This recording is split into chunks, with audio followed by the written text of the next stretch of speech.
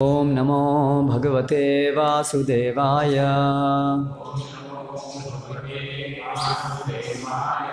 ओम नमो भगवते वासुदेवाय। ओम नमो भगवते वासुदेवाय।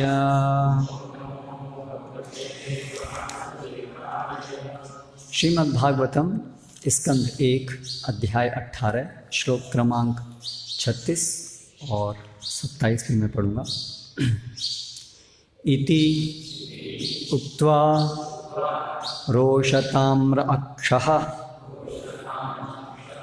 वयस्यान् ऋषिबालकः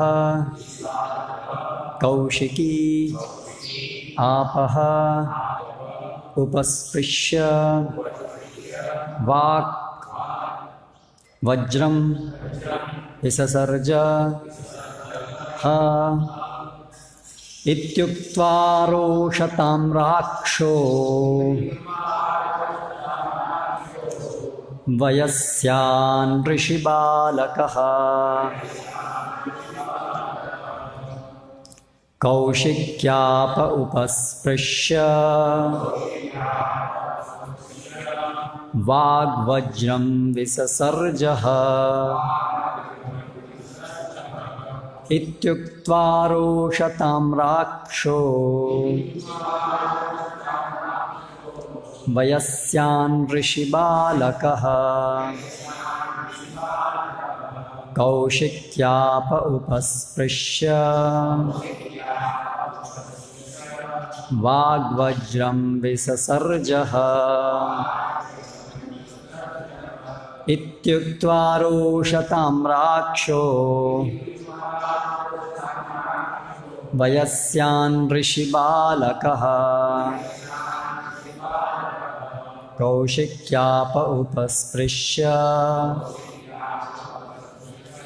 वाग्वज्रं विससर्जः।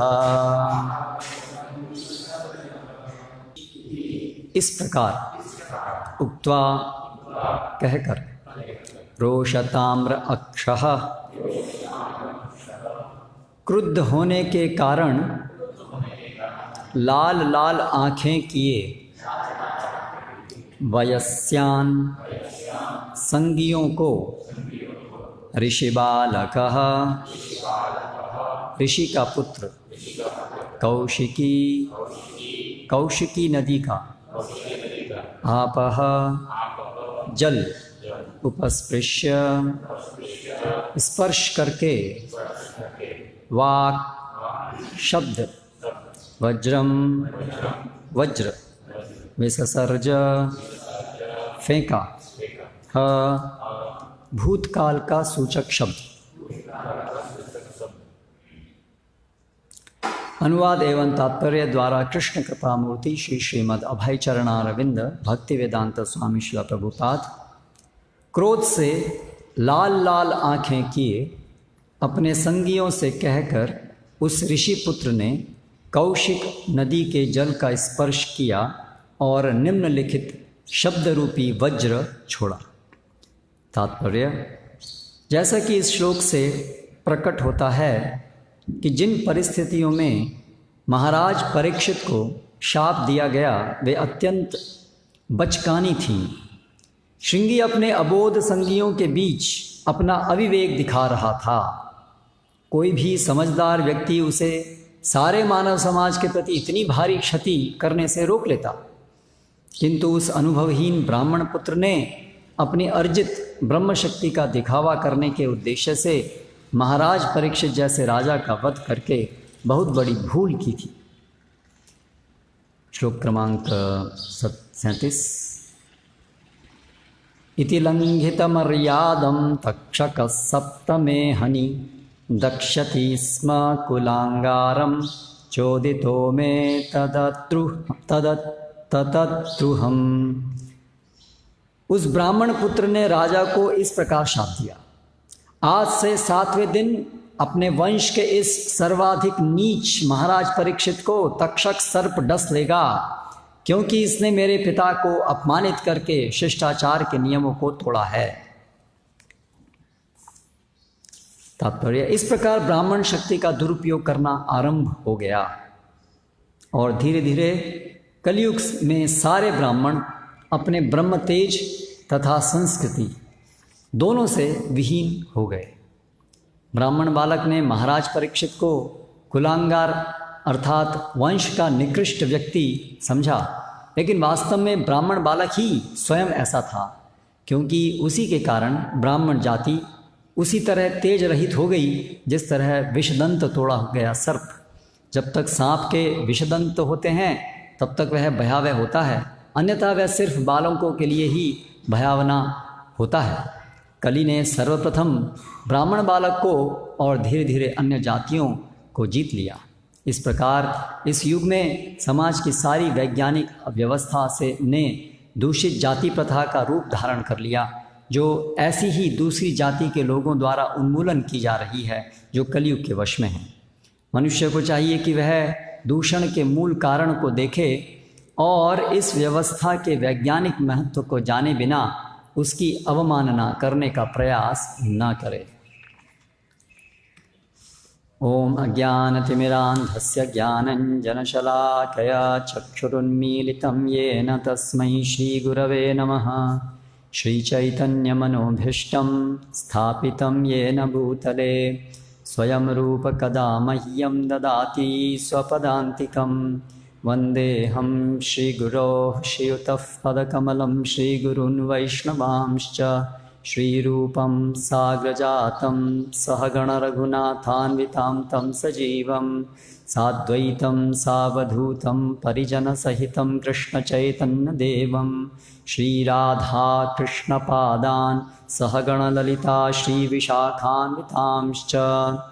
जय श्रीकृष्णचैतन्य प्रभु नित्यानंद श्री अद्वैत गदाधर श्रीवासादि गौरभक्तवृंद। हरे कृष्णा कृष्ण कृष्ण हरे हरे, हरे राम राम राम हरे हरे।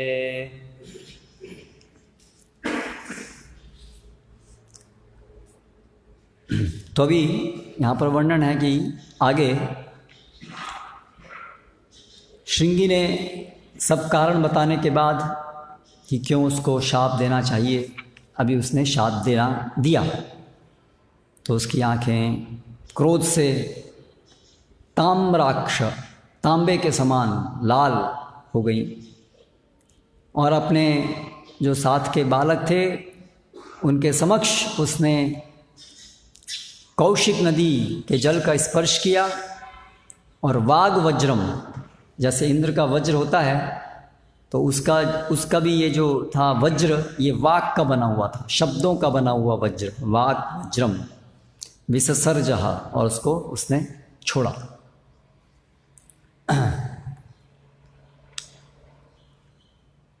और शाप क्या दिया, क्या हुआ था वाग वज्र कि इति लंघित मर्यादम, ये मर्यादा का उल्लंघन करने के कारण, जैसा कि मरा हुआ सांप मेरे पिता के कंधे पर डालकर तुमने अपमान किया है, इसी प्रकार से जीवित सांप तुमको डस लेगा 7वें दिन, क्योंकि तुम जो हो कुल के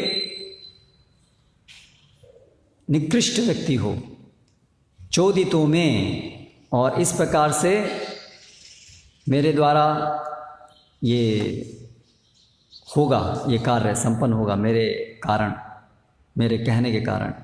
तत् द्रुहम, मेरे जो पिता हैं उसका अपमान, तात मतलब पिता, तात को ही यहाँ पर तत् द्रुहम, मेरे पिता का अपमान करने वाले। तो जैसा कि हम चर्चा कर रहे हैं कि यहाँ पर हम ये देख रहे हैं अहंकार, अभिमान, दंभ के कारण कैसे व्यक्ति अपनी सुध बुध खो बैठता है, पाप करता है और न केवल स्वयं को परेशानी में डालता है, बल्कि अन्य लोगों के लिए भी परेशानी उत्पन्न करता है। तो यहाँ पर ये जो बालक था, उसने अपने को बहुत बड़ा मान लिया, जो वास्तव में वो नहीं था। उसने भगवान श्री कृष्ण का स्थान लेने का प्रयास किया। एक छोटा सा बालक था, लेकिन एक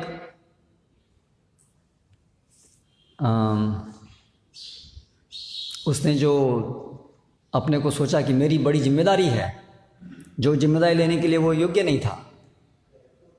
हम देखते हैं जब वेण राजा था तो वो वेण को मारने के लिए ब्राह्मणों ने शाप दिया था, उसको मार दिया था। लेकिन वो कार्य सही था, क्योंकि वहाँ पर वो जो ब्राह्मण हैं वो दक्ष थे ये समझने के लिए कि इस परिस्थिति में क्या किया जाना चाहिए। लेकिन यहाँ पर ये जो ब्राह्मण बालक था ये परिपक्व नहीं था सभी परिस्थितियों का सभी प्रकार से अवलोकन करने के लिए। तो यहाँ से एक बहुत महत्वपूर्ण शिक्षा हमको मिलती है कि हम सभी को हमारी क्या स्थिति है, हमारी चेतना कितनी उन्नत है, इसके अनुसार समाज में हमारा क्या रोल है वो हमें आंकना चाहिए और उसके अनुसार हमें अपने को स्थापित करना चाहिए। हमारी शक्ति से ऊंचा पद, ऊंची जिम्मेदारी नहीं लेनी चाहिए, क्योंकि इसके दुष्परिणाम होते हैं।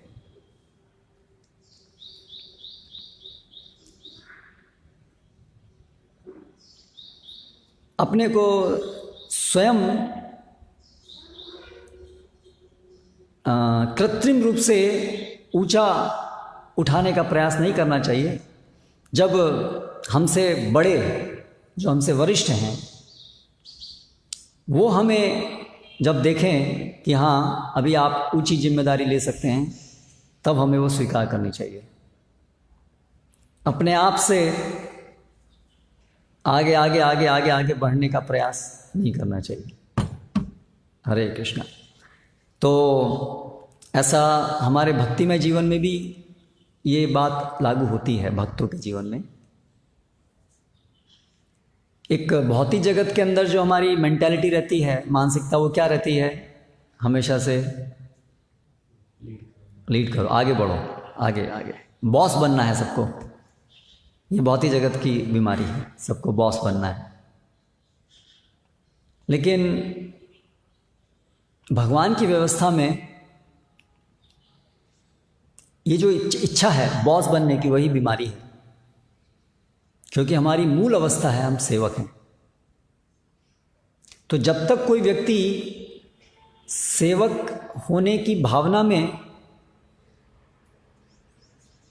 रह कर के नेतृत्व ना कर सके, तब तक वो वास्तव में नेता होने लायक नहीं है। इसलिए एक शब्द यूज होता है, सर्वेंट लीडर। नेता भी एक सेवक है। सेवक होना हमारी मूल अवस्था है, वो सबकी मूल अवस्था है। चाहे कोई भगवान उसको कोई भी रोल दे दें, पर वो है भगवान की सेवा का ही रोल कर रहा है। इसलिए हम रहते हमेशा सेवक हैं, ये हमारी मूल अवस्था है।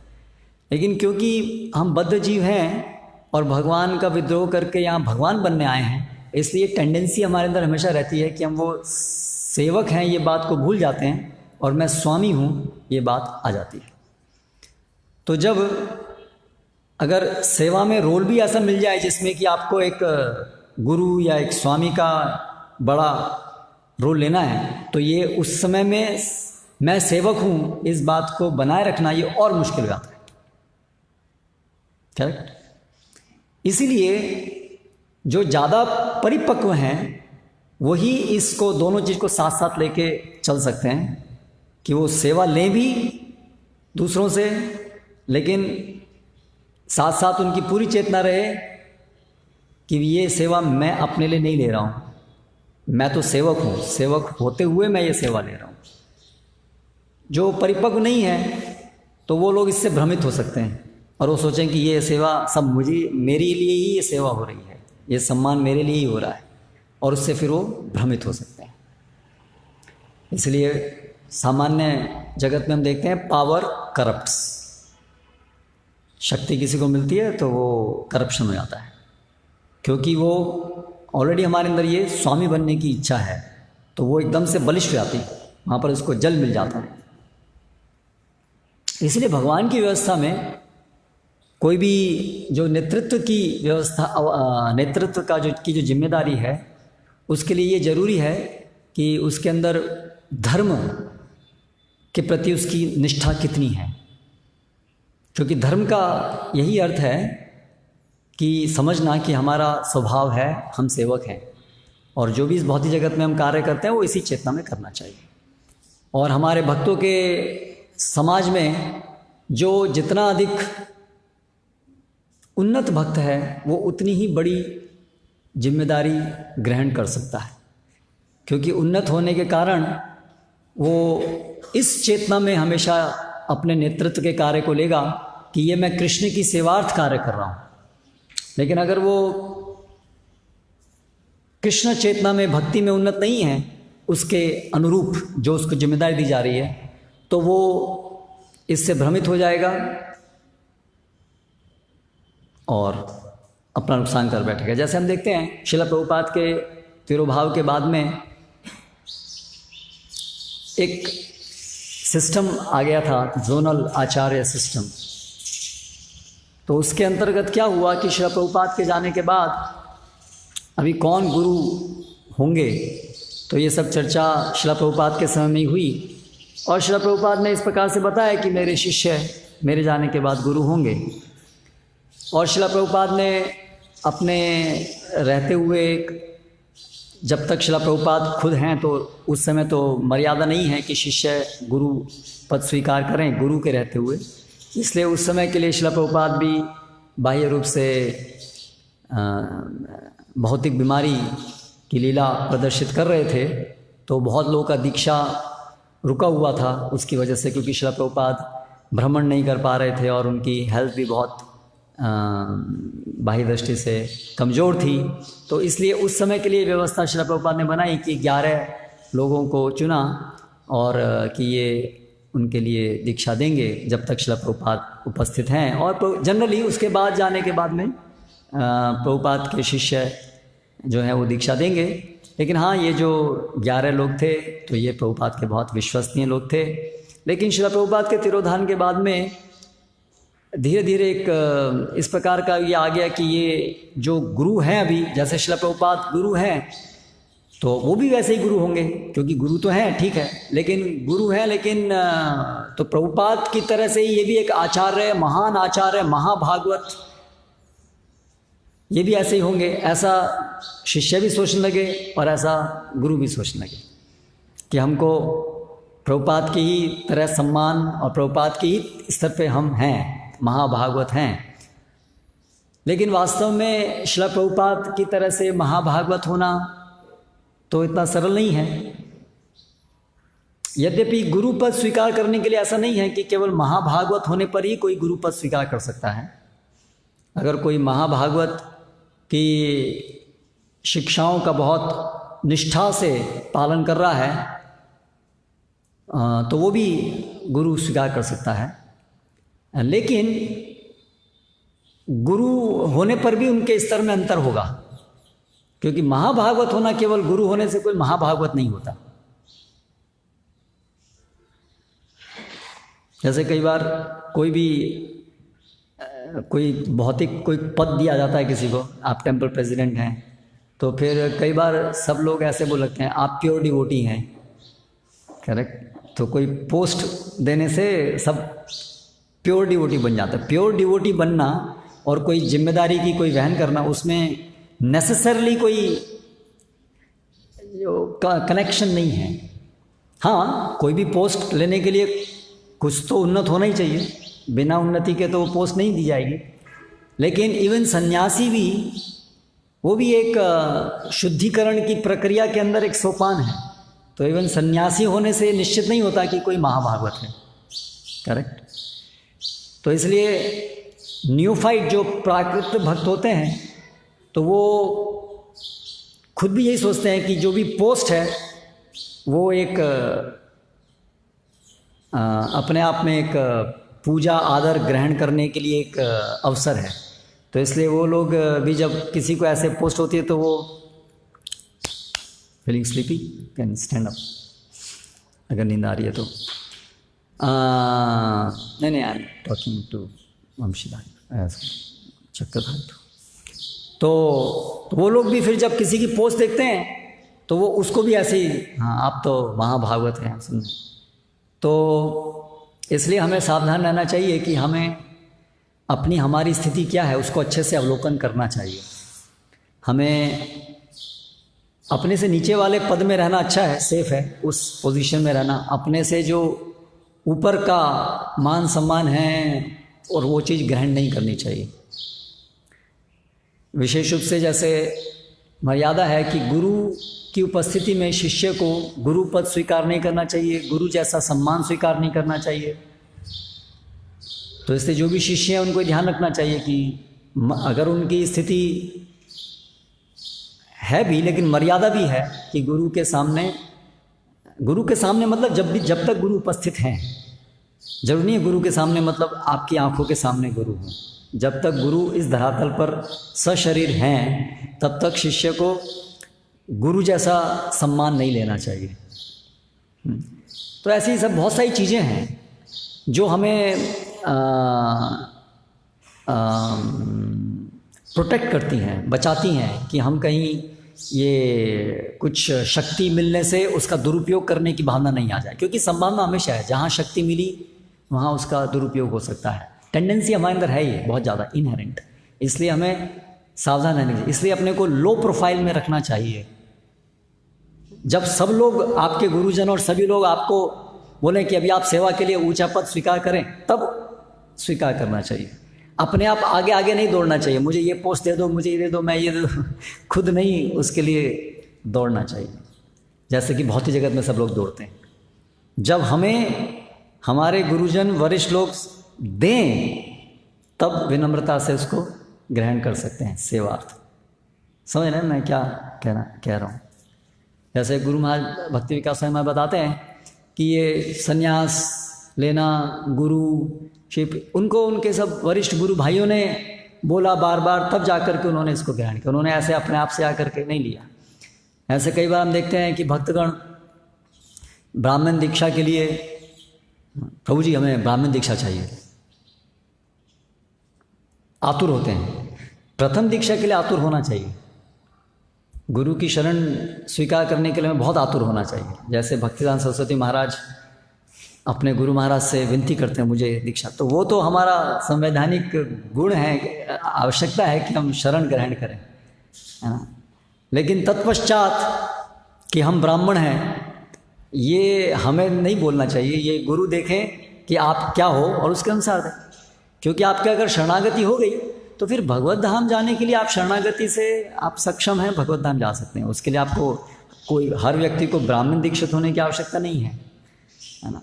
लेकिन धीरे धीरे क्या होता है, हम लोग अपनी जो न्यूफाइट मेंटेलिटी होती है उससे हमारा जो ये जो बाहर के जगत से हम लेके आए ना अपना कचड़ा, वो भक्ति के जीवन में भी साथ में चलता रहता है।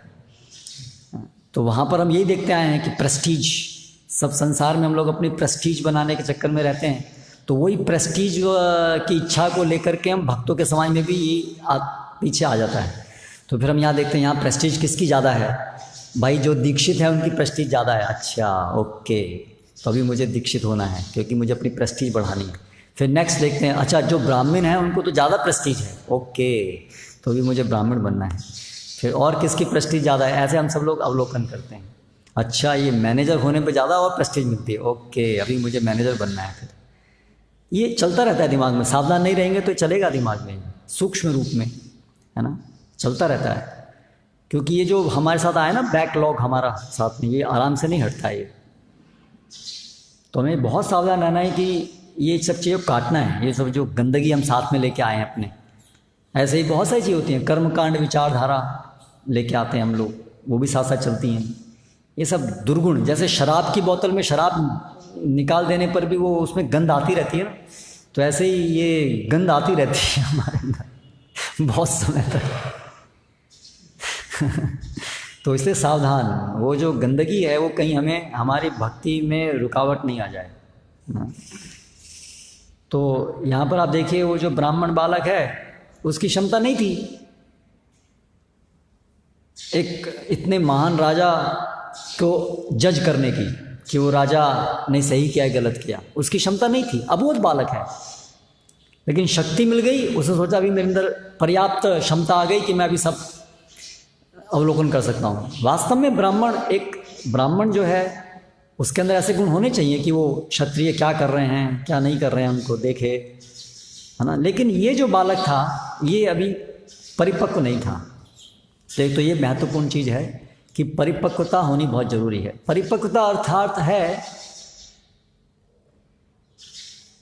जो भी हमारी स्थिति है उसमें कृष्ण उसको कैसे देखते हैं, हमें उस समय कृष्ण क्या चाहते हैं कि हम उस समय क्या करें, इसको परिपक्वता कहते हैं। तो हर व्यक्ति को देखना चाहिए कि मैं जो भी मेरी स्थिति है इस स्थिति में गुरु और कृष्ण मुझसे क्या चाहते हैं वैसा मैं कार्य करूं, इसको परिपक्वता कहते हैं। तो जैसे हम देखते हैं भक्तों में भी आपस में जब हम सेवा साथ में मिलते हैं सेवा करते हैं तो बहुत सारे मिलकर के सेवा करने के लिए बहुत परिपक्वता चाहिए। इसलिए मिलकर के सेवा करने से परिपक्वता आ जाती है, क्योंकि वो नेसेसरी है। मिलकर सेवा तभी हो पाएगी जब परिपक्वता होगी। अगर परिपक्वता नहीं है, अगर सब अपना अपना एजेंडा लेके बैठे हुए हैं, प्रतिष्ठा लाभ पूजा प्रतिष्ठा, तो मिलकर के नहीं होगा। बाहर के भौतिक जगत में मिलकर के काम होते हैं, बड़ी बड़ी कंपनी है, कितने सारे लोग काम करते हैं, लेकिन वहाँ पर तो सब पैसे से काम होता है। पोस्ट है भाई ये करना है तुमको इतना पैसा तुमको इतना पैसा, वहाँ अपना स्वार्थ है। इसलिए वहाँ पर मिलजुल करके सेवा भावना नहीं है वहाँ कोई भी। वहाँ तो सब अपना अपना स्वार्थ है, और स्वार्थ के लिए सबकी अपनी अपनी पोजीशन है। मैं इतना करूँगा मेरे को इतना मिलेगा, तुम इतना करो इतना मिलेगा। वहाँ काम चल जाता है आराम से, वहाँ डिस्टर्बेंस नहीं होता है, ठीक है। लेकिन जब हम भगवान की सेवा करने के लिए आते हैं तो वहाँ तो अपना स्वार्थ छोड़ना है ना। तो वहाँ मिल करके सेवा करने की बात तो वहीं आती है। तो जब मिलकर के सेवा करने की बात आती है तो फिर उसमें अभी वो जो बाहर के जगत का हमारा एक्सपीरियंस है वो वहाँ पर फिर बीच में आ जाता है। बाहर के जगत में तो सब अपनी अपनी पोजीशन देखते हैं, हाँ तुम्हारी ये पोजीशन है ठीक है, मेरी ये है ठीक है, लेकिन मैं भी तुम्हारे ऐसा बनूंगा एक दिन। लेकिन जब तक नहीं है तब तक कहता है नहीं तुम अभी नहीं हो, वहीं रहो बाई फोर्स, करेक्ट। तो अभी यही चीज़ें अगर हम भक्त समाज में लेके आएंगे, अरे उसको ज़्यादा मिल गया रोल, अभी मेरा क्या होगा, हाँ उसको ज़्यादा सामान, तो वो फिर प्रदूषण कर देता है, फिर उससे साथ में मिलके काम नहीं होगा। इसलिए हम देखते हैं भक्त कई सारे होते हैं, प्रोजेक्ट लेते हैं, साथ में आते हैं, फिर आपस में कलह इसके कारण फिर टूट जाते हैं, मिलके काम नहीं कर पाते हैं और उससे पूरा प्रोजेक्ट रुक जाता है। तो क्या हुआ, भगवान की सेवा गौण हो गई, मेरा अपना एजेंडा प्राथमिक हो गया। ये कॉमन चीज़ है, कॉमन है, भक्तों के समाज में भी कॉमन है, क्योंकि भक्त भी हम सब बीमारी तो भक्त हैं, अभी साधक ही तो हैं, कौन से शुद्ध भक्त हैं। तो इसलिए कोई अचरज की बात नहीं है कि यदि ये सब दुर्गुण हमारे अंदर भी बाकी बचे हुए हैं, तो बाकी बचे रहना अचरज नहीं है, लेकिन उसको बना के रखे रहना वो ज़्यादा समस्या है। दुर्गुण है वो तो निकल जाएंगे अगर हम उसके लिए निकालने के लिए तैयार हैं तो, लेकिन अगर हम उनको निकालना नहीं चाहते हैं तो फिर गड़बड़ हो जाती है। तो अगर हमें चाहिए कि हम भक्त लोग मिलकर के भगवान की सेवा करें तो उसमें ये जो दुर्गुण हैं इनसे निकलना बहुत ज़रूरी होगा कि अपने लाभ पूजा प्रतिष्ठा की ये इच्छाएं आएंगी, ये बीच बीच में बोलती रहेंगी पीछे से ये गंद आती रहेगी बीच बीच में, है ना। जब गंद आए तो उस पर पानी डालिए, उसको साफ करिए ये क्या आ गया, क्या सोच रहा हूँ मैं, किससे सोच रहा हूँ मैं। जब भी विचार आए तो उसको सोचना चाहिए, ये विचार कृष्ण के दिया हुआ विचार है या माया का दिया हुआ विचार है, ये कृष्ण की सेवा के लिए हेल्पफुल है या ये मेरी इंद्रिय भोग के लिए हेल्पफुल है, ये विचार करना चाहिए। और फिर अगर समझ में आ रहा है कि ये तो मेरे इंद्रिय भोग के लिए है तो कितना भी कड़वा लगे उसको काट के फेंक देना चाहिए। वो बहुत कड़वा लगेगा, बहुत मुश्किल होगा उसको फेंकना, है ना। लेकिन जो व्यक्ति ऐसा कर पाता है वही वास्तव में भक्ति में प्रगति करता है। जो अपने इंद्रिय भोग को निकाल के फेंक नहीं पाता है, वो उन खरपतवारों के बोझ के कारण उसकी भक्ति लता सूख जाती है। धीरे धीरे उसको भक्तों का संग खराब लगता है। ये भक्ति सारे मेरी परेशानी की जड़ है, छोड़ो इनको, मैं अकेला भजन करूँगा। फिर वो क्योंकि साथ में वो मिलकर सेवा नहीं कर पाया। क्यों नहीं कर पाया? क्योंकि उसका अहंकार उसको सेवा नहीं करने देता है साथ में। उसको अपनी प्रेस्टीज चाहिए, बड़ा चाहिए। और जहाँ उस दूसरे भी उसको कंपटीशन वाले मिलते हैं। बाहर के जगत में कॉम्पिटिटिव वर्ड है ना, कंपटीशन कंपटीशन कंपटीशन। भक्तों के जगत में कॉम्पिटिटिव वर्ड नहीं होना चाहिए। भक्त अगर कंपटीशन करते भी हैं तो वो तो बहुत ऊंचे लेवल पे कंपटीशन होता है। वहाँ तो जहाँ पर ईर्ष्या द्वेष कुछ है नहीं, वहाँ कंपटीशन हो सकता है। वहाँ कंपटीशन किसका है? कृष्ण ज़्यादा कैसे संतुष्ट हो, ये कंपटीशन है। लेकिन हमारे भौतिक जगत में कंपटीशन कैसा है? मैं कैसे ज़्यादा संतुष्ट हूँ, वो कंपटीशन है। तो दोनों बहुत अंतर है। इससे जो लोग, जैसे श्रील प्रभुपाद ने कंपटीशन को एंकरेज किया ना बुक डिस्ट्रीब्यूशन में, हम सोचते हैं हाँ कंपटीशन अच्छा है, लेकिन हम लोग वो कंपटीशन भौतिक धरातल पर ले आते हैं तो गड़बड़ हो जाती है। तो वो वाला कंपटीशन नहीं चाहिए। कौन बड़ा नहीं, कृष्ण कैसे दिया। तो पॉइंट ये है कि हमारी अपनी लेवल को देख करके हमें सम्मान इत्यादि सब ग्रहण करना चाहिए। फिर एक और महत्वपूर्ण शिक्षा जो हम यहाँ से ले रहे हैं कि कोई भी जो लीडर है उसको बहुत परिपक्वता से देखना चाहिए कि उसके निर्णय का परिणाम क्या होगा। इसको परिपक्वता कहते हैं। जैसे वो जो श्रृंगी था, उसने त्रुटि तो देखी कि ठीक है राजा ने अपमान किया है ऋषि का, और ऋषि से भी ज़्यादा वहाँ तो बात थी मेरे पिता का। शायद कोई दूसरे ऋषि का अपमान करता तो उसको बुरा लगता है कि मेरे पिता का कर दिया। ये भी मन चीट करता है ना।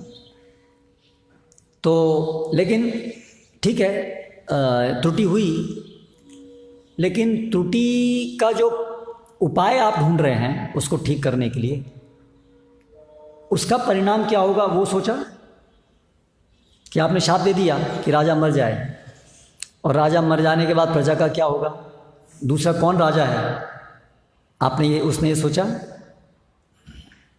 तो प्रॉब्लम को खत्म करने का सोचा, लेकिन प्रॉब्लम को सॉल्व नहीं किया, तो ये पूरा सॉल्यूशन नहीं हुआ। तो कई बार हम सोचते हैं पहले कि हाँ ये भक्त है, इसने ये ऐसा है, इसको यहाँ से हटा दो। ठीक है, हटा दो, एक भाग है, पर दूसरा कोई ना कोई तो आना पड़ेगा ना वहाँ। तो दूसरा कौन आएगा वो भी तो सोच लो पहले, कोई है या नहीं है। अगर नहीं है तो फिर केवल हटाने से काम नहीं चलेगा, शायद तब तक रखना ही पड़ेगा जब तक उसका विकल्प नहीं है। ये सब व्यावहारिक चीज़ें हैं,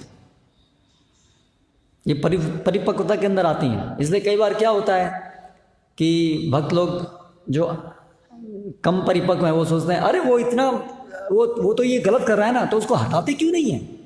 अरे भाई कई बार ऐसी परिस्थिति होती है कि हटा नहीं सकते हैं, हटाने से क्या वैक्यूम छोड़ेंगे वहाँ पर।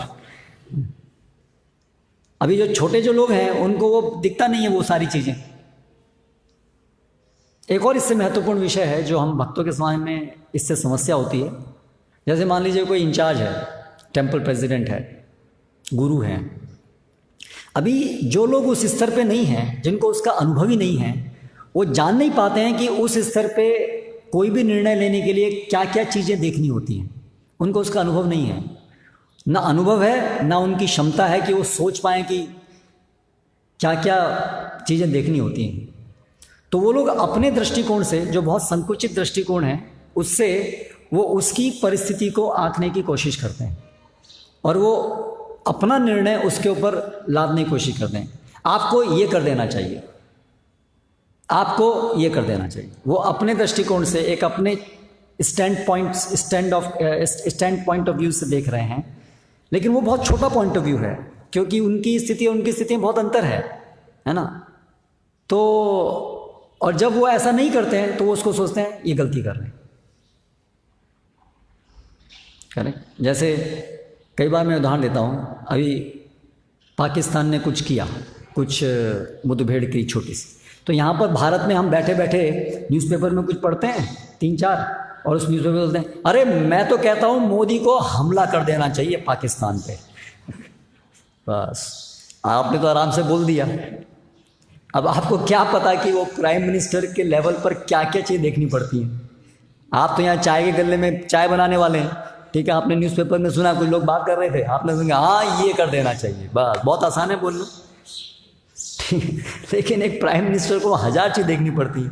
इधर पाकिस्तान पे हमला किया, वहाँ अमेरिका क्या करेगा वो देखना पड़ता है। करेक्ट।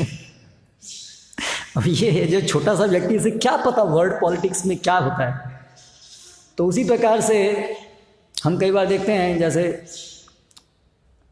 कोई भक्त कभी कभी आते हैं मंदिर में, है ना, तो कभी कभी आते हैं और वो सोचते हैं कि जो मंदिर का अध्यक्ष है उसको वो बताएं आपको ऐसे करना चाहिए। अब आप मंदिर में कभी कभी आते हैं, आपको पूरी स्थिति का पता नहीं है ना, तो आप, लेकिन उनको अंदर इतना ये अहंकार है एक्चुअली। अगेन वही बात है, हम उस परिस्थिति के लायक नहीं हैं, फिर भी हम सोचते हैं ना हम लायक हैं, हम सबको इंस्ट्रक्शन दे सकते हैं। तो अपने से ऊंचे वाले जो हैं, जो हमसे अधिक महत्वपूर्ण कार्य कर रहे हैं, तो सोचना चाहिए ना कि हमारा क्या हक है, हमारा अधिकार है, हमारे अंदर की योग्यता है कि हम उनको जज कर पाएँ और उनको निर्देश दे पाएँ, आप ऐसा करो, आप ऐसा मत करो। तो ये एक विनम्रता चाहिए जो कॉमन सेंस से भी आनी चाहिए और भक्ति से तो आनी ही चाहिए। हाँ, कि जो हम कार्य कर पा रहे हैं उसको देखिए, तो वो कार्य क्या कर पा रहा है, आप कार्य क्या कर पा रहे हैं, उसको तोलिए तो जरा।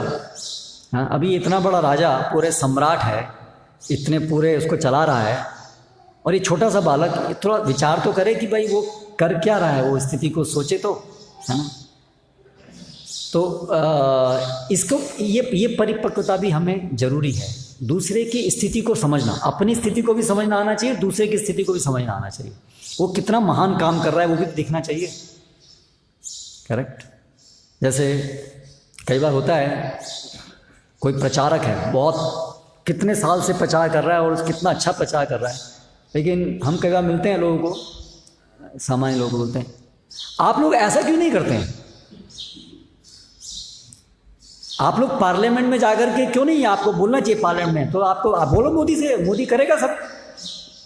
आपको ये प्रचार करना है ना, ऐसे थोड़ा प्रचार होगा। आप लोग ये बुक डिस्ट्रीब्यूशन कर रहे हैं, इससे क्या प्रचार होगा, है ना। आपको तो ये करना चाहिए। अभी उन्होंने प्रचार में आज तक जीवन में कुछ नहीं किया, उनको प्रचार की ABCD भी नहीं पता, ठीक है, लेकिन वो इतना अपने को बड़ा मानते हैं कि वो पूरी सोसाइटी को समझा सकते हैं कि प्रचार कैसे होना चाहिए, है ना, देखा आपने।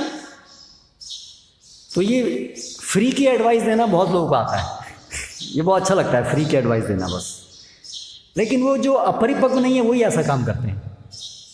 परिपक्व आदमी सोचेगा भाई मैंने आज तक कुछ किया नहीं प्रचार, तो ठीक है मुझे सेशन देना है तो किस तरह से देगा, मेरी छोटी बुद्धि से कुछ दिमाग में आ रहा है, मैं आपके सामने कहना चाह रहा हूँ, लेकिन आपने ये सब विचार तो किया ही होगा, शायद कुछ आपके लिए लाभकारी हो, इसलिए मैं बोल रहा हूँ, हो सकता है ये पागलपनी हो, आप देख लीजिएगा, अगर आपको लगे कि ये इसमें कुछ वैल्यू है तो ठीक है, नहीं तो छोड़ दीजिएगा। इस प्रकार से वो अपनी बात को रखेगा।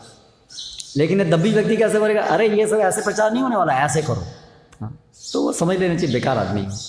बहुत सारे लोग ऐसे ही होते हैं। तो हमें ऐसा नहीं बनना है, अपनी स्थिति को समझने की कोशिश कर रही है और दूसरे की, उस सब के लिए अगेन ये एक सिंसियरिटी चाहिए। जिस भक्त के अंदर निष्कपटता है उसके अंदर ये सारे सद्गुण अपने आप आ जाते हैं। कई बार हम देखते हैं कि कुछ लोग के अंदर बहुत, जैसे ही वो भक्ति में प्रवेश करते हैं उनके अंदर ये सब चीज़ सही सेट होती हैं, अपने आप सब चीज़ें वो सही आती है उनके अंदर। और कई लोग होते हैं जो स्टार्टिंग से गलत थे और 10 साल बाद भी गलत ही रहते हैं,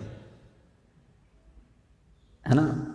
और जो भी वो नया आगे बढ़ते हैं उनके अंदर हर चीज़ में एक डाइवर्जन ही होता है, हर चीज़ में एक नया कोई भी सीधे रास्ते पर नहीं चलते हर चीज़ में, क्योंकि एक अगर सिंसियरिटी नहीं है, निष्कपटता, तो कोई भी हम कार्य करेंगे, कोई भी चीज़ लेंगे, उसमें प्रॉब्लम ही ऐड होगी हमेशा।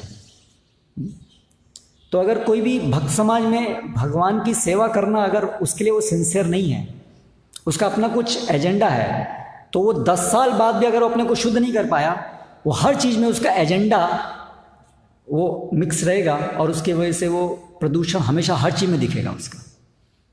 अगर वो गलती से उसको कोई पोस्ट दे भी दी जाएगी, उसमें और बड़ा समस्या आ जाएगी। तो इसलिए आरंभ से अपने को सही रखने की जरूरत है, स्टार्टिंग से। अगर स्टार्टिंग में सही नहीं हुए तो फिर और आगे चल के तो उसको ठीक करना और मुश्किल हो जाएगा। पौधा है तो अगर टेढ़ा जा रहा है तो उसको जब छोटा सा है वो, तभी उसको डंडी लगा करके सीधा कर दीजिए, आसान है। एक बार वो बड़ा हो गया तो फिर मुश्किल है। इसलिए बच्चों को शुरू से ही प्रशिक्षण होना चाहिए। अब आप 15-20 साल के बाद में उनको प्रशिक्षित करना शुरू करेंगे तो कितना लाभकारी होगा प्रशिक्षण।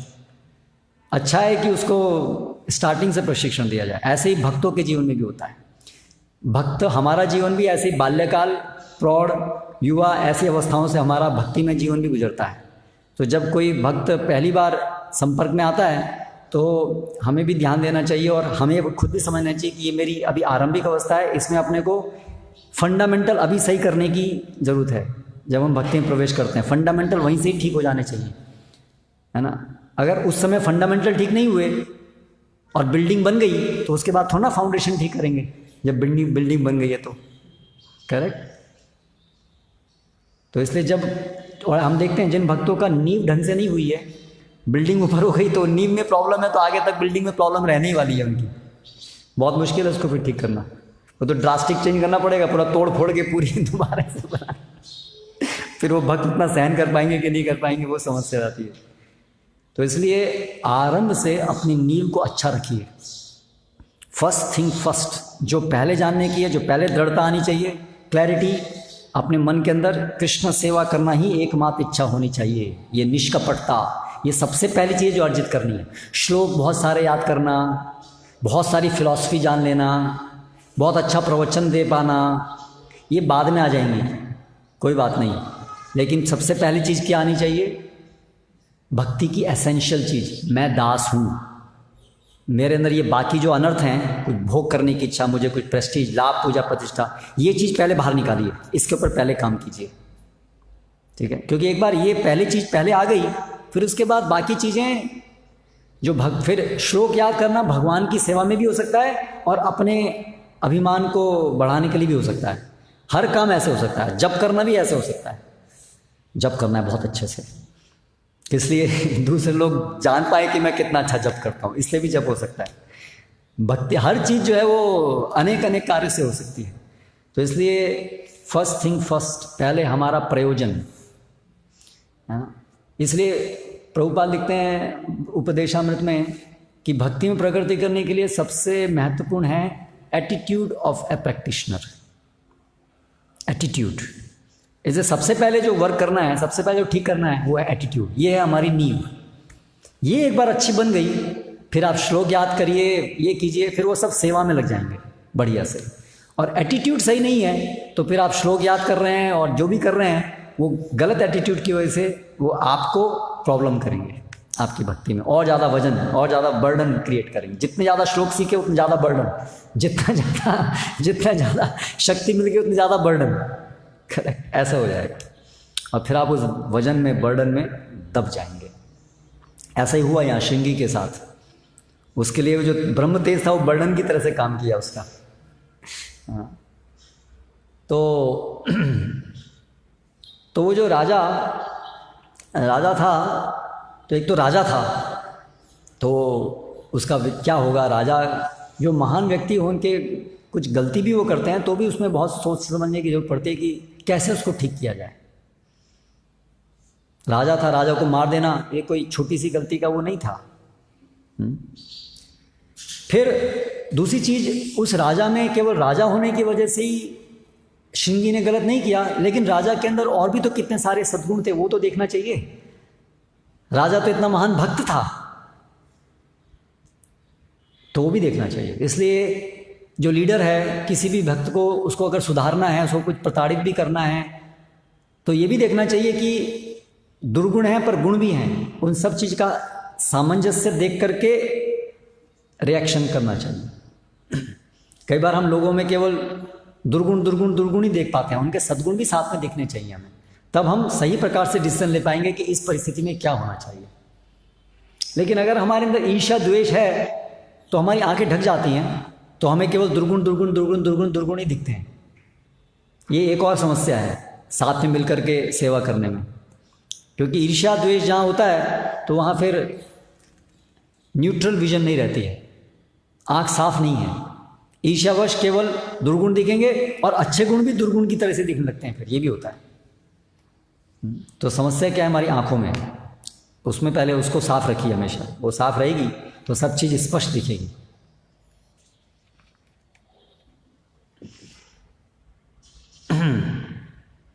तो ओवरऑल हम जो यहाँ पर इस प्रसंग से बहुत महत्वपूर्ण चीज़ देखे, जो 2-3 दिनों में हमने सुनी, कि एक तो वर्ण व्यवस्था के अंदर भी ये सब आवश्यक है कि कौन किसकी क्या जिम्मेदारी है, उसकी वो योग्यता होनी चाहिए। बिना योग्यता के वो जिम्मेदारी को लेने से उसका दुरुपयोग होता है, लेकिन उसका दुरुपयोग यदि कभी हुआ है तो उसका अर्थ नहीं है कि उस सिस्टम को ही ख़त्म कर देना है, बल्कि दुरुपयोग अगर हुआ तो उसको परिष्कृत करने की ज़रूरत है, उसको ठीक करने की ज़रूरत है, और वो हमेशा से करते रहना पड़ेगा। इस भौतिक जगत के अंदर प्रदूषण आने की संभावना हमेशा से है, बार बार शोधन करते रहना होगा। तो कल हमने परसों ये भी देखा कि कैसे आज का जो सोच है उसमें यह है कि हाँ वो सब ये वर्ण व्यवस्था जाति व्यवस्था है और इसमें दोष था, इसलिए इस पूरी वर्ण व्यवस्था को ख़त्म कर दो। प्रभुपाद यहाँ पर इस श्लोक के तात्पर्य में भी ये बात लिख रहे हैं कि इस प्रकार इस युग में समाज की सारी वैज्ञानिक व्यवस्था ने दूषित जाति प्रथा का रूप धारण कर लिया है। तो ये जो वर्ण व्यवस्था है ये बहुत वैज्ञानिक है, बहुत सही है, लेकिन इसका ये दूषित हो गई और दूषित रूप क्या हो गया? जाति प्रथा। ये दूषित रूप है वर्ण व्यवस्था का, है ना। जाति प्रथा है अपना मान सम्मान प्राप्त करने के लिए वर्ण का उपयोग करना, जबकि वास्तविक वर्ण व्यवस्था है भगवान की सेवा करने के लिए अपने वर्ण का उपयोग करना। ये मूल डिफरेंस है। इसलिए उसको बोलते हैं दैवी वर्ण व्यवस्था और ये है आसुरी वर्ण व्यवस्था। जाति प्रथा है आसुरी वर्ण व्यवस्था, क्योंकि उसका उद्देश्य इंद्रिय भोग करना है, इसलिए वो आसुरी है। लेकिन वास्तविक वर्ण व्यवस्था का उद्देश्य है विष्णु सेवा, इसलिए वो दैवी है। तो जाति प्रथा ने इसका रूप धारण कर लिया है, जो ऐसी ही दूसरी जाति के लोगों द्वारा उन्मूलन की जा रही है जो कलयुग के वश में। अब इस जाति प्रथा का उन्मूलन कर रहे हैं कौन लोग? एक और कलयुग के द्वारा प्रभावित एक और वर्ग, जाति प्रथा है इसको हटाओ, तो कौन सी लेके आओ? हमेशा हटाने के साथ साथ लाओ कौन सी, वो साथ में आता है, क्योंकि वैक्यूम कहीं नहीं है। करेक्ट। तो हटाओ तो ला कौन सी रहेगा? मॉडर्न हिडोनिज्म, आज की आधुनिक जीवन शैली। करेक्ट। तो फिर रिवॉल्यूशन आएगा, क्योंकि जो चीज़ ऐसी अपरिपक्व है तो उसमें तो बार बार उसको चेंज करते रहना पड़ेगा, है ना। तो आज की व्यवस्था क्या है? जैसे हम चर्चा कर रहे थे कि अरे भाई ये जाति प्रथा हटाओ, सबको समान बनाओ। एक और आइडिया, ये जितने भी मैन मेड आइडियाज़ हैं वो तो सब इम्परफेक्ट है ना, इसलिए उसके ऊपर हम चलेंगे तो क्या होगा? एक दिन आप रियलाइज़ करेंगे, सब रियलाइज़ कर लेंगे एक दिन कि ये तो इम्परफेक्ट है। बुद्धिमान लोग तो पहले से ही रियलाइज़ कर सकते हैं इम्परफेक्ट है, क्योंकि मैन मेड है मतलब इम्परफेक्ट है। लेकिन जो मूर्ख लोग होते हैं उनको टाइम लगता है समझने में। करेक्ट। जब आज हमने इतनी सारी आधुनिकता से इतना सब खराब कर दिया तो अब कुछ ज़्यादा लोगों को समझ में आने लगा है, हाँ यार खराब हो गया काम। लेकिन जो बुद्धिमान है वो तो पहले से बता दिए थे कि ये खराब होने वाला है, लेकिन तब कौन सुनेगा नहीं उनकी। करेक्ट। तो आज भी ऐसे ही है, अभी समान बनाने की बात है सबको। तो एक तो हमने देखा कि समान बनाना का मतलब है या समान बन सकते हैं सबसे नीचे के स्तर पे ला करके। एक तो ये समस्या है समान बनाने में। दूसरी समस्या क्या है कि ये संसार का नियम नहीं है कि सब समान बने। संसार में हमेशा से भेद हैं, ये द्वैत है, 3 गुण हैं, समान नहीं है। तो कैसे आप समान बनाएंगे सबको? 3 गुण रहेंगे, डिफ्रेंशिएशन रहेगा, ऊंच नीच रहेगी, लोगों की चिंतन में, लोगों की कॉन्शियसनेस में, लोगों की बुद्धि में, क्षमताओं में भेद रहेगा रहेगा रहेगा और रहेगा। उसको आप डिमोलिश नहीं कर सकते हैं। तो इसलिए ये पागलपन है, ये कृत्रिम है समान बनाने की सोच, ये अनसाइंटिफिक है। तो होता क्या है, समान बनाने का जब प्रयास किया जाता है तो थोड़े समय के लिए अच्छा लगता है। जैसे कम्युनिज्म का यही नारा था ना, सबको समान बनाओ। ये क्या, कैपिटलिस्ट ऊपर बैठा हुआ है, लेबर नीचे है, सब समान। तो थोड़े समय के लिए चला, कुछ डिकेड्स तक, उसके बाद गया काम से। यूएसएसआर, चाइना, क्योंकि ये कृत्रिम है, थोड़े समय के लिए अच्छा लगेगा। ऐसे ही थोड़े समय के लिए चीज़ अच्छी लग सकती हैं, आधुनिक चीज़ें भी थोड़े समय लग सकता है, अरे सॉल्यूशन हो गया, है ना। कई ऐसी चीज़ें, जैसे जब ये क्रूड ऑयल जब नया नया मिला था तो ऐसा लग रहा था अरे कितना इससे तो फ़ायदा हो गया। जो काम 200 लोग 300 लोग कर सकते हैं वो काम एक दिन में, वो काम ये 1 लीटर पेट्रोल कर सकता है 1 घंटे में। करेक्ट। जेसीबी आप देखिए, जेसीबी जो काम कर सकती है वो कितने लोग करेंगे उसको, तो लगेगा देखो हमने इम्प्रूवमेंट कर दिया, वास्तव में इम्प्रूवमेंट कर दिया। भगवान, जो भी तुम भगवान बोलते हो, उसने तो ये सिस्टम बनाया था, लेकिन हमने अपनी बुद्धि से ऐसा कुछ कर दिखाया जिसमें रियल इम्प्रूवमेंट हो गया। तो तात्कालिक समय के लिए लगा कि हाँ पेट्रोल से तो बहुत चीज़ अच्छा हो गया, जीवन अच्छा हो रहा है अभी। तो इसलिए आधुनिकीकरण से शुरू में अच्छा लगा कि आधुनिकीकरण से चीज़ अच्छी हो रही है, लेकिन अभी उसके दुष्परिणाम ज़्यादा क्रॉस लेवल पर सामने आ रहे हैं, है ना। वही क्रूड ऑयल से अभी पूरा पर्यावरण को समस्या हो गई है, क्या क्या समस्या नहीं है, ठीक है। तो कुछ समय के लिए ये जो है विचार सबको समान बनाने का अच्छा लग सकता है, लेकिन क्योंकि ये संभव नहीं है और इसमें बहुत सारी त्रुटियां हैं, इसलिए उससे बड़ी बड़ी समस्या उत्पन्न होगी। तो एक तो थोड़े समय बाद में क्या होगा, जब सबको समान बनाने की कोशिश की जाएगी तो कैओटिक सिचुएशन क्रिएट होगी।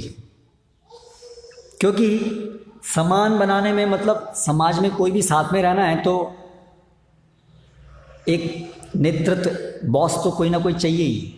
सब लोग तो पशुत्व लड़ेंगे, समान सब एक साथ मिलकर कौन रह सकते हैं, जो सब स्वीकार करते हैं कि भगवान हमारे बॉस हैं, तो वो समान वो साथ में मिलकर रह सकते हैं, ठीक है। नहीं तो बिना किसी हायरार्की तो वहाँ भी हुई ना, भगवान है, हम उनके दास हैं, ठीक है। लेकिन ये कि हम सब समान हैं तो मिलके कभी काम नहीं होता है, क्योंकि ईर्ष्या द्वेष रहता ही है। और दूसरा कि अंततः फिर डायरेक्शन कहाँ मिलेगी। जब भगवान हमारे हैं बॉस, तो डायरेक्शन मिल रही है, वहाँ जाना है, उनके अनुसार काम करना है। लेकिन अगर सबको समान कहेंगे तो फिर डायरेक्शन कोई नहीं रही, तो फिर इंडिविजुअल तो अलग अलग सोचेंगे ही, तो फिर एक साथ कैसे चलेगा काम। एक यहाँ जाएगा, एक वहाँ जाएगा, एक वहाँ जाएगा, एक वहाँ जाएगा, एक वहाँ जाएगा। आप किस बेसिस पर उनको मिलाओगे, कंबाइन कैसे करोगे उनको, वो बस्ट हो जाएगा। सब अपने अपने डायरेक्शन में जाना चाहेंगे तो कैओस हो जाएगा। तो आजकल की सोसाइटी में एक बहुत बड़ा कैओस है। सब लोग को, कोई कह रहा है भाई एबॉर्शन होना चाहिए, एबॉर्शन सही है, वह नहीं होना चाहिए, ये होना चाहिए। हर चीज़ के मल्टीपल आइडियाज़ हैं। तो समान होने का यही है, कैओटिक सिचुएशन। सब लोग कंफ्यूज्ड हैं क्या होना चाहिए क्या नहीं होना चाहिए। और यूट्यूब के होने से, इंटरनेट के आने से तो अभी कोई सीमा ही नहीं रह गई है। यतो मत ततो पथ ऐसा बोलते थे, लेकिन अभी तो यतो चैनल ततो पथ, जितने चैनल हैं उतने। हर छोटा सा व्यक्ति अभी पूरे संसार को अपना मत बता सकता है, मेरे अनुसार ऐसा होना चाहिए। पहले ये संभव नहीं था, पहले अपना मत देने के लिए भी किसी को संभावना नहीं थी और किसी के दिमाग में भी नहीं आता था मुझे अपना मत देना है। लोग सोचते थे बड़े क्या कह रहे हैं, पिताजी क्या कह रहे हैं। लेकिन आजकल बच्चा छोटा सोचता है पिताजी मैं ऐसा सोचता हूँ, आप क्या सोचते हो। अभी हर एक व्यक्ति जो है वो तैयार है, इंडिपेंडेंट है। My view is as good as everyone else view. मेरा मत उतना ही महत्वपूर्ण है जितना दूसरे का मत, चाहे वो अबोध बालक है, चाहे दूसरा एक बहुत वरिष्ठ है, कितना जानकार है, कोई मतलब नहीं होता है, नो प्रॉब्लम। और निर्णय किस पे होगा, है ना, सब्सक्राइबर्स मेरे कितने हैं तो सारे मूर्ख लोग एक साथ मिल जाएंगे तो उसके सब्सक्राइबर सब बढ़ जाएंगे, तो वो ज़्यादा महत्वपूर्ण मत हो जाएगा। डेमोक्रेसी में यही होता है, करेक्ट। और आजकल तो ये सामान सबको बनाने का से कैओस एक बड़ी बिविल्डरमेंट की सिचुएशन क्रिएट होती है। क्या करें, सब कंफ्यूज हो जाते हैं। और एक और समस्या, बड़ी समस्या है कि अल्टीमेटली ज़्यादातर लोगों को लीडर चाहिए। फॉलोअर्स, समाज में फॉलोअर्स हैं, लीडर्स हैं, ये दोनों हैं। आप इसको चेंज नहीं कर सकते। आप चाह रहे हैं हर व्यक्ति अपना लीडर बन जाए, दैट इज़ नॉट पॉसिबल। ज़्यादातर लोग फॉलोअर्स हैं। यत् यदाचरति श्रेष्ठत तत्तते वेतिरोजना सयत् प्रमाणम कुरुति लोकस्तत् अनुवर्तते। ज़्यादातर लोगों को वो अनुवर्तन करने वाले हैं, फॉलोअर्स हैं। फॉलोअर्स मतलब दे नीड अ लीडर।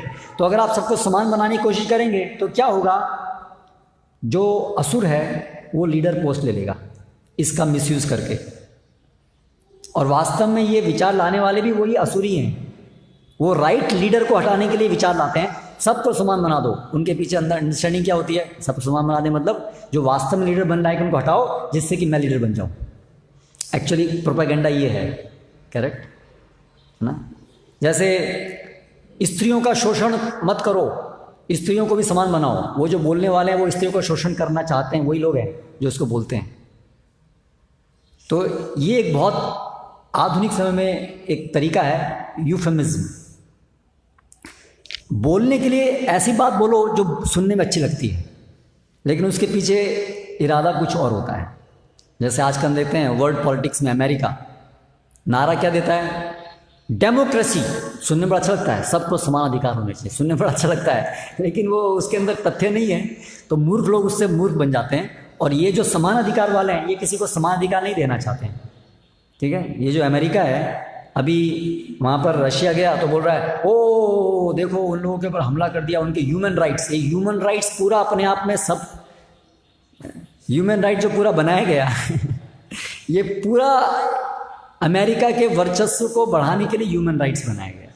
ये पूरा डेमोक्रेसी, ये सब इसके पीछे एजेंडा कुछ है, लेकिन बोलने के लिए बहुत अच्छे शब्द लगते हैं। तो ये एक और चाल है, ये सब असुरों की चाल है, ये सब असुरों की चाल है ना। तो इसलिए ये जो समान बनाना है, इसका मतलब असुर जो है इसको बोलते हैं समान बनाओ, जिससे कि असुर जो हैं वो ऊपर आ जाए।